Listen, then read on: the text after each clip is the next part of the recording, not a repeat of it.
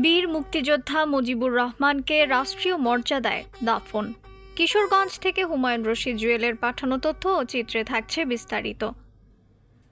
তাড়াইল উপজেলার বীর মুক্তিযোদ্ধা মুজিবুর রহমানকে যথাযথ রাষ্ট্রীয় মর্যাদায় দাফন করা হয়েছে।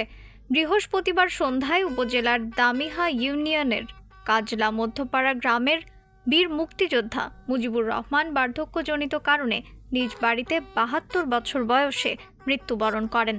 ইন্না লিল্লাহি ওয়া ইন্না ইলাইহি রাজিউন।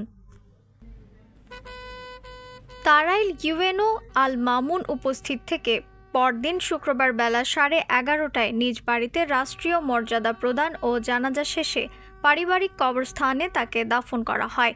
তিনি মৃত্যুর সময় স্ত্রী, 3 ছেলে ও 1 মেয়ে সহ অসংখ্য গুণগ্রাহী রেখে গেছেন।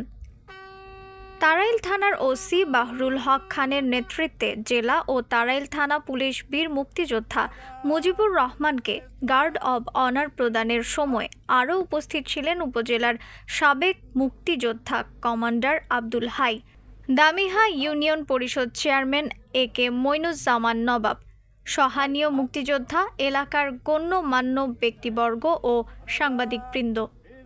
নিউজ ডেস্ক, রিফাত আর ইসলাম, ভোরের আকাশ।